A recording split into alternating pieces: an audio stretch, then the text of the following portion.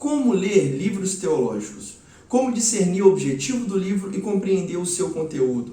Qual método de leitura eu devo seguir ao ler teologia? Olá, meu nome é Gabriel Ramos e nesse vídeo eu quero compartilhar com você uma resenha de um livro chamado Como Ler Teologia, da autora Karen Spiker Stettiner. Eu não sei se eu estou pronunciando o nome dela correto, mas é um livro que te ajuda, que te auxilia a aplicar um método de leitura para livros teológicos. E eu quero recomendar não somente esse livro, mas também recomendar o método que ela apresenta, e é o método que nós vamos seguir ao longo desse ano, em cada resenha teológica que a gente vai fazer ao longo do ano de 2026. Lembrando que eu postei agora há pouco, no último vídeo, uma lista de 12 livros que eu considero serem essenciais para todo cristão compreender as bases, os fundamentos da sua fé e os rudimentos da espiritualidade cristã, da vida cristã. Então, eu vou aplicar o método desse vídeo em cada uma das resenhas, uma vez por mês, que nós faremos desses livros que foram listados no vídeo anterior. Então eu deixo a recomendação desse vídeo anterior, lembrando a vocês que o objetivo desse canal é sempre ajudar você que quer aprender mais a palavra de Deus, que quer iniciar os seus estudos teológicos, e esse vídeo é mais um tijolo nessa construção que nós estamos fazendo de uma jornada de estudos e de leitura. Por isso, eu te convido a se inscrever nesse canal, ativar suas notificações, para não perder os conteúdos que a gente tem publicado aqui. Então, novamente, só para ressaltar a vocês, o livro que será resenhado nesse vídeo é o livro da autora Karen Spiker Stettiner, chamado Como Ler Teologia. O seu subtítulo é Aprenda a abordar textos teológicos com confiança e intencionalidade. É um livro que foi publicado pela Thomas Nelson Brasil em 2022, então é um livro recente, de uma editora que tem publicado muitas obras aqui no Brasil, justamente com esse objetivo de fomentar publicação não somente popular, mas também acadêmica na área da teologia. E o link desse livro, se você quiser comprar para você mesmo conferir o conteúdo do livro, o livro vai estar aqui, o link na descrição, o link na Amazon. Se você comprar pelo nosso link, você também ajuda, você contribui com o nosso canal. Mas vamos direto ao assunto, porque o vídeo pode ficar um pouco longo, mas eu também não quero me aprofundar tanto em cada uma das partes do livro, porque eu quero incentivar você a lê-lo propriamente dito, né? Mas a primeira parte, a primeira pergunta que a autora nos leva a fazer ao nos aproximarmos de um livro é: qual é a tarefa do estudante de teologia? Essa é a primeira pergunta. Porque ao se aproximar de um livro teológico, a gente tem que ter em mente qual é o nosso propósito ao estudar teologia, em que aquele livro é mais um que vai contribuir para esse propósito maior. E como ela bem descreve no livro, o propósito maior do exercício teológico, da leitura teológica, é o conhecimento de Deus de uma forma pessoal e relacional, conhecimento esse que deve nos conduzir ao amor a Deus e à adoração a Deus. Portanto, como primeira etapa ao ler um livro teológico, eu preciso primeiro me preparar. E essa preparação do estudante de teologia se dá por meio da oração e da Escritura Sagrada. A gente precisa lembrar que a teologia é um exercício que é feito em diálogo com Deus. Nós estamos sempre, não somente falando sobre Deus, mas falando com Deus. E quando nós vamos ler um livro a seu respeito, a respeito das suas obras, a respeito do seu próprio livro, que é a Escritura, nós devemos fazer essa leitura teológica em oração, em diálogo com Deus, buscando da parte do Espírito Santo discernimento, entendimento, iluminação, porque todo o conhecimento verdadeiro procede de Deus. E todo conhecimento a respeito do Deus verdadeiro gera em nós sabedoria. E aí vem a segunda parte, não somente em oração, mas também através da palavra, porque a fonte de toda a sabedoria é a palavra de Deus. E quando nós buscamos ler livros teológicos, a gente não pode querer adentrar em um oceano de literatura teológica sem ter os fundamentos, a base. E a base de toda literatura teológica é a palavra de Deus. Eu preciso ter um bom conhecimento bíblico, um bom conhecimento da palavra de Deus, até mesmo para poder avaliar, como nós veremos na última etapa, avaliar uma obra teológica, se ela é boa, se ela é ruim, se ela é verossímil, ou melhor, se ela possui veracidade. Eu preciso ter ferramentas mínimas de avaliação, e a ferramenta básica, ou melhor, o conhecimento básico que eu preciso ter é o conhecimento da palavra de Deus. Então, agora, dentro dessa etapa de preparação em oração e um conhecimento bíblico, eu prossigo para as outras etapas fazendo boas perguntas. A grande chave de ler um livro, em especial um livro teológico, com qualidade, com discernimento, com intencionalidade, é ler fazendo boas perguntas. E quais são as perguntas que eu preciso fazer? Primeira pergunta é: quais são as características desse texto? E essas características mais gerais eu consigo encontrar por meio das informações de publicação. É aquilo que Mortimer Adler chama de leitura inspecional do livro. Essa leitura inspecional, ela é aquela que você faz numa livraria, por exemplo, em que você pega um livro que você não conhece e você o folheia, você olha a sua capa, você olha a contracapa, você olha suas orelhas, se tem alguma informação sobre o autor, o sumário do livro, o prefácio, a introdução. É aquilo que dá para ser feito em uma leitura rápida, em uma leitura mais abrangente, mais geral do livro. Então, essas informações, apesar de parecerem superficiais, elas nos ajudam demais a discernir já de cara o propósito daquele livro, quem é o autor daquele livro, qual é a editora que publicou. Então, vamos lá, as coisas que você precisa observar. O título, porque o título traz a essência da obra, o subtítulo traz um esclarecimento a respeito do tema, do assunto daquela obra. O autor, quem é o autor? Quais são as suas credenciais acadêmicas? Quais são as suas afiliações religiosas? Será que ele faz parte de alguma tradição? Ele é pastor de alguma igreja? Ou foi pastor em alguma igreja? De qual tradição ele é? Tradição reformada, pentecostal? Ele é um anglicano? Tudo isso ajuda. Ele é um autor católico? Quais são as obras que ele já publicou antes? Ele tem alguma obra muito conhecida? Qual tema ele costuma abordar? Essas informações normalmente estão todas no próprio livro, na orelha de um livro, por exemplo, ou na contracapa. A editora que está publicando ele é uma editora religiosa ou uma editora secular? Ela pertence já a alguma tradição religiosa? É uma editora acadêmica ou popular? A data de publicação original, muitas vezes um livro ele é republicado em novas edições, mas qual que foi a data da publicação original?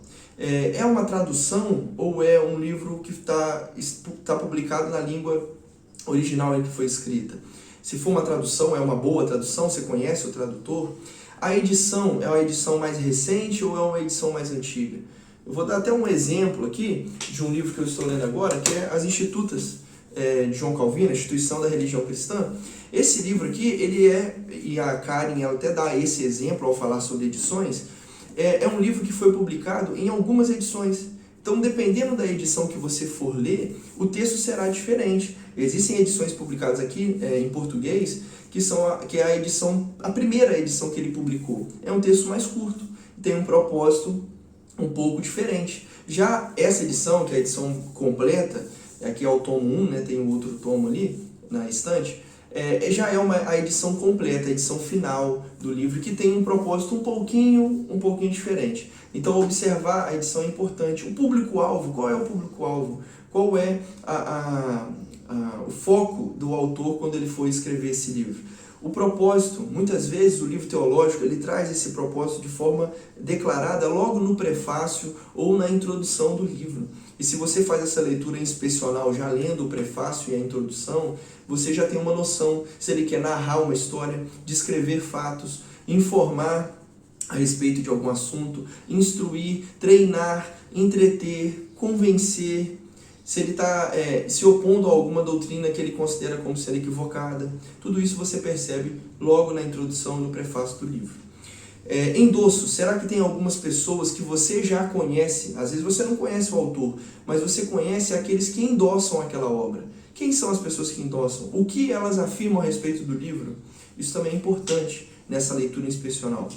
O sumário normalmente ele já apresenta para nós quais são as ideias principais do livro e quais são os argumentos que ele vai utilizar ao longo do livro para fundamentar a sua tese. Então é importante fazer uma leitura cuidadosa do sumário. Quais são os tipos de fonte que ele usa?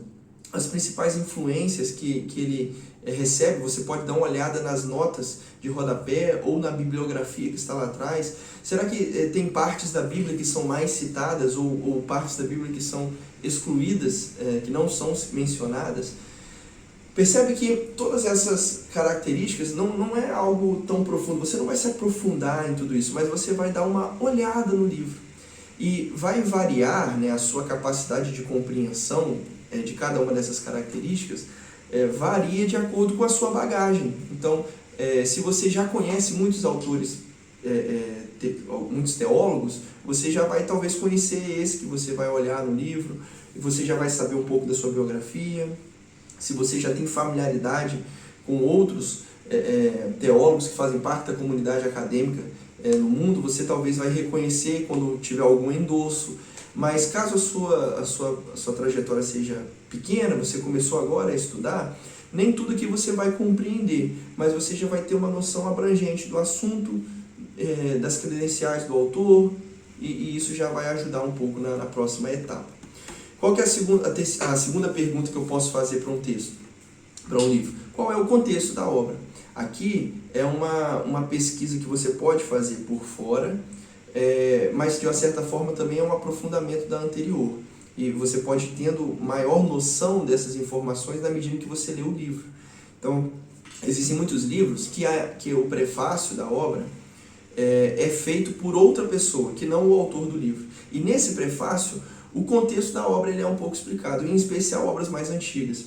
Um exemplo de um livro que a gente vai estudar nesse ano, né, aqui no canal, é o livro Discipulado, do Dietrich Bonhoeffer. Está ali atrás, né, na estante. E esse livro tem um prefácio do livro que foi escrito por... Agora não me lembro se foi o prefácio ou a introdução, mas acho que foi o prefácio. Escrito pelo pastor presbiteriano Pedro Lucas Dutti. E nesse prefácio ele traz um pouco da história do Dietrich Bonhoeffer e ele traz um pouco também do contexto em que a obra foi escrita. Isso ajuda você a compreender o contexto social, contexto político, contexto eclesiástico em que o autor se encontrava. Além disso, o propósito do autor ao escrever essa obra, como eu disse, pode ser explícito ou implícito, tudo isso faz parte do contexto. E também o próprio autor.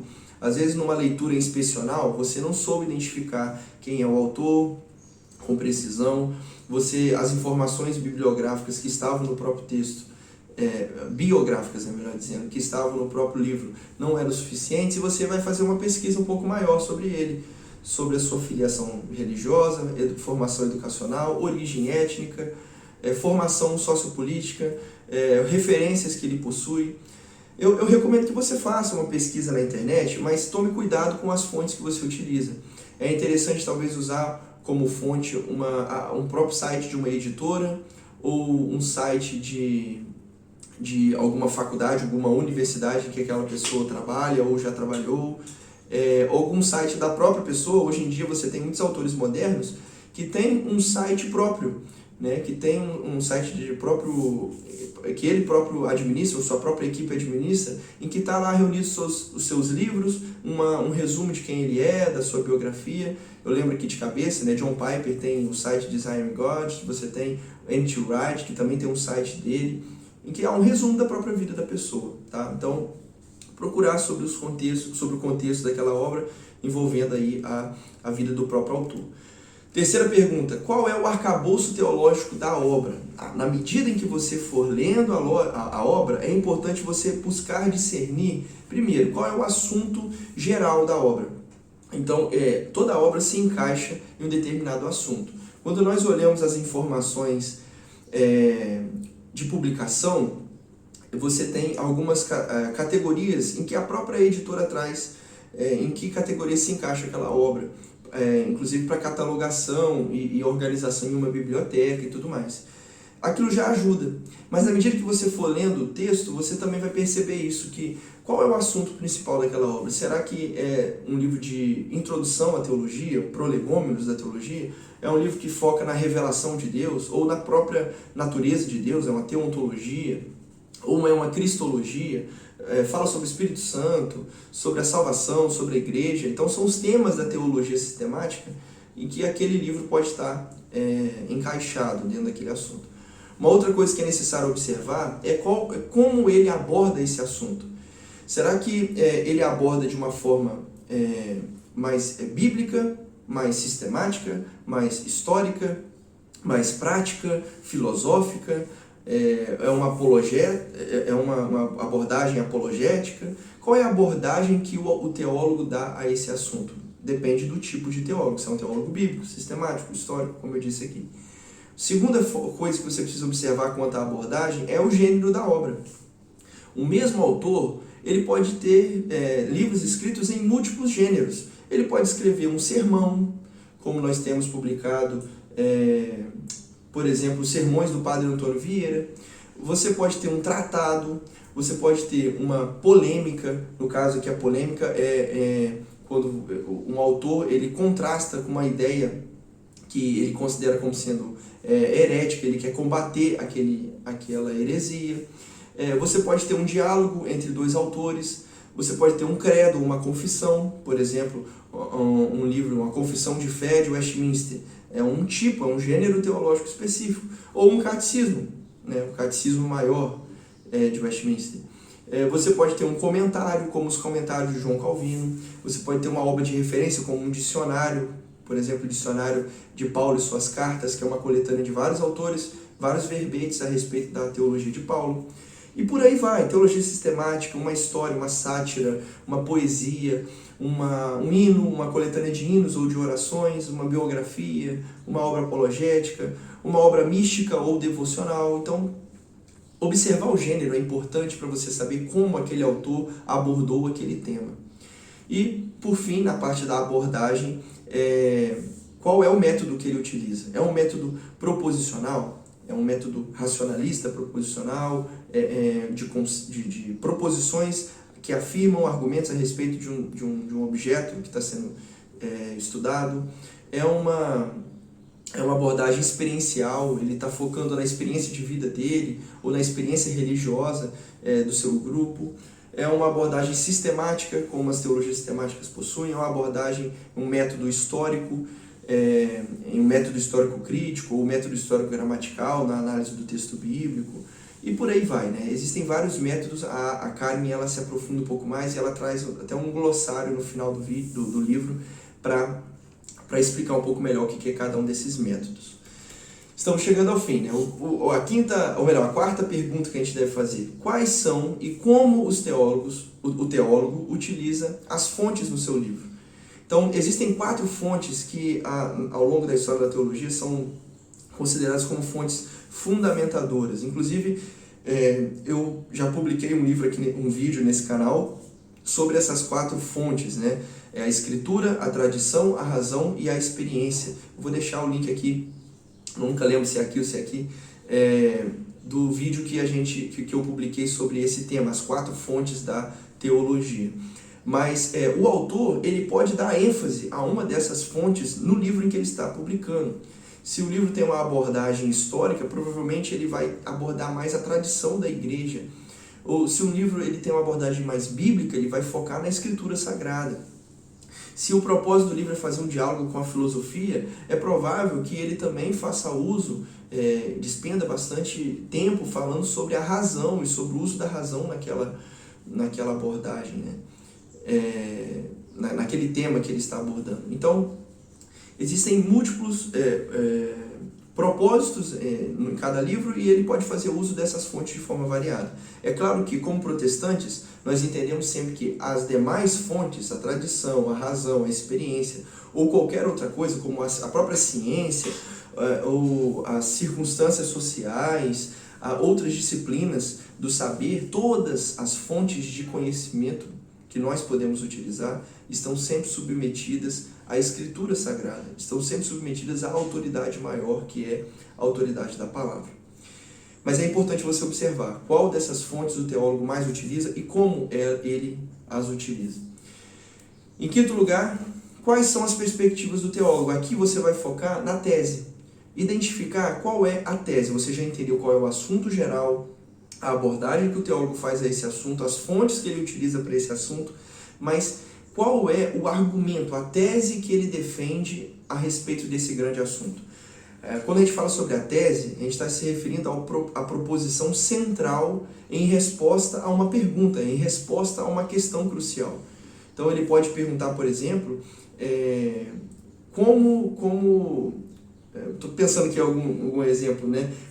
Qual é a pessoa, ou como a gente pode descrever a pessoa de Cristo, um exemplo. E a tese do autor é que Cristo é claramente descrito na Bíblia como verdadeiramente Deus e verdadeiramente homem. Então, a questão que está movendo ele é como podemos entender a pessoa de Cristo. Essa é a pergunta. E a resposta é a tese. A tese dele é que, de acordo com as Escrituras, Cristo pode ser reconhecido como verdadeiramente Deus e verdadeiramente homem. Então, essa é a tese do autor. Um exemplo, uma proposição central.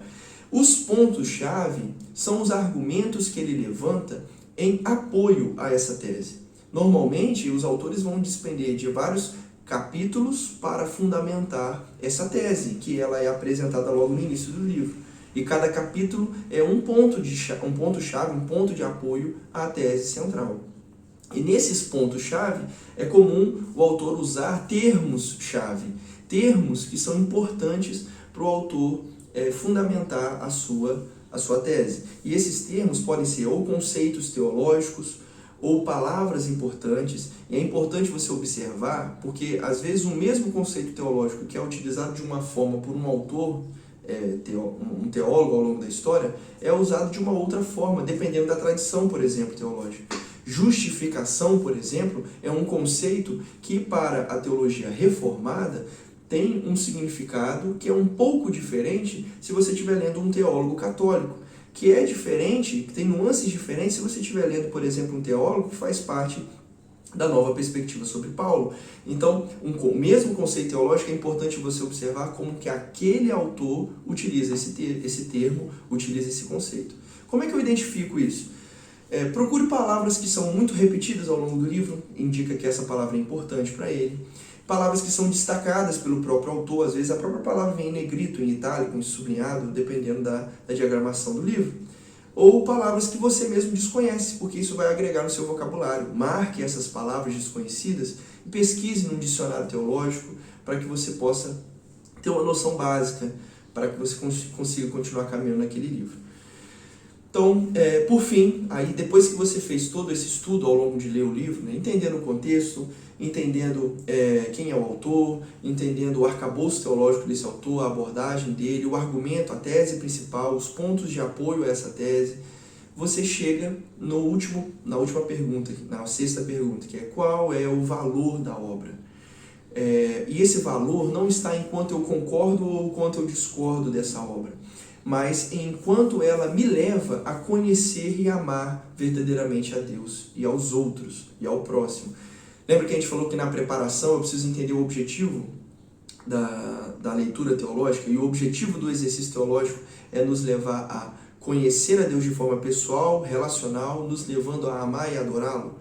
O foco, então, é amor, é conhecer a Deus e amar a Deus. Às vezes um livro ruim pode me levar, ou melhor, um livro do qual eu discordo pode me levar a amar mais a Deus por me fazer reconhecer uma falha no meu pensamento, por exemplo, ao me direcionar à verdade de uma forma contrária, ao lançar luz a uma doutrina difícil que eu estava negligenciando, ao esclarecer um conceito, ou me levar a esclarecer um conceito, ao me conscientizar de um perigo de uma crença antibíblica, que pode ser esse livro que eu esteja talvez lendo.